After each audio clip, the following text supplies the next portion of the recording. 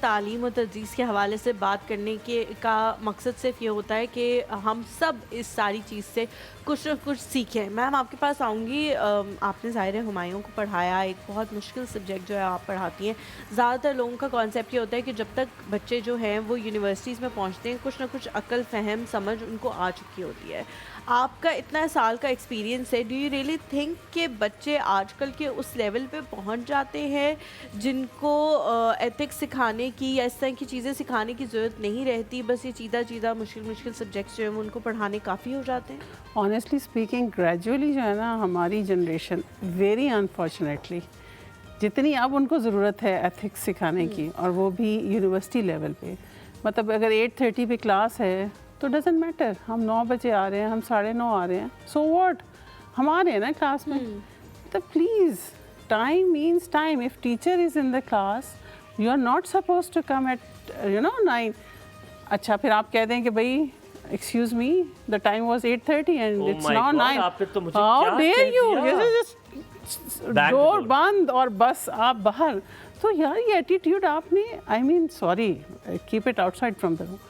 پھر میں تو بچوں کو آج کل جو اسپیشلی آج کل تو مجھے لوگ سمجھتے ہیں کہ میں شاید اسلامک ٹیچر زیادہ ہوں اکاؤنٹنگ کی ٹیچر کا, کیونکہ مجھے لگتا ہے کہ شاید یہ چیزیں تو یہ یوٹیوب سے بھی پڑھ لیں گے شاید کہیں, لیکن تربیت جو مسنگ ہوتی جا رہی ہے نا انفارچونیٹلی گھروں میں بھی اور یونیورسٹیز میں بھی, اس پہ تھوڑا فوکس کرنے کی بہت سخت. اچھا میں سر یہاں پر ایک بات بڑی ضروری ہے, میں کل دیکھ رہا تھا بڑی پیاری سی ایک ویڈیو, اس میں تھا ڈسپلن اور ڈیزائر, دونوں میں بڑا فرق ہوتا ہے. بہت فرق. ہمیں ڈیزائر ہوتا ہے جب صبح کا 7:30 کا الارم ہوتا ہے, میں بڑی مزے کی بات آج کروں, 7:30 کا الارم ہوتا ہے, ہم کہتے ہیں سنوز لگا دیں, دیٹس آر ڈیزائر کہ گرم بستر ہے, سو جائیں 5 منٹ اور سو جائیں. ڈسپلن یہ ہے کہ 7:30 بجا آپ نے آنکھ کھولی. سو دیٹ از ڈسپلن, اور بنتے وہی ہیں جو ڈسپلن کو اور فالو کرتے ہیں. انٹرسٹنگ بات بتاؤں, میں نے آج تک الارم نہیں لگایا. آئی نیور ایور, چاہے 5 بجے یہ تو مومی بلیسنگ ہے نا, یہ مومی کیسی بلیسنگ ہے, لیکن میں نے کبھی الارم, مجھے ضرورت نہیں پڑی کبھی. اچھا مجھے ایک چیز آپ سے پوچھنی ہے, 25 سال ایک ادارے کو دینا یہ کوئی چھوٹی اور عام بات نہیں ہے, بہت بڑا لائلٹی کا ایک بینچ مارک آپ نے سیٹ کیا ہے ماشاء اللہ, اللہ مبارک لہو. ایک چیز بہت ضروری, 25 سال جس چیز کو دیے ہو, ہمارے اندر کنسسٹنسی ختم ہو گئی ہے.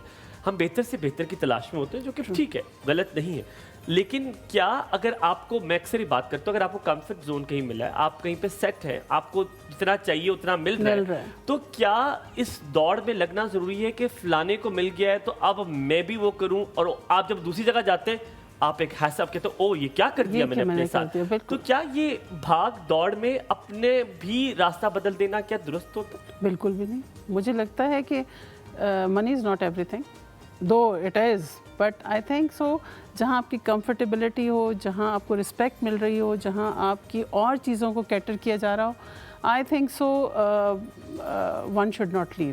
ڈیسیژن لینے میں تھوڑی جلدی نہیں کرنی چاہیے.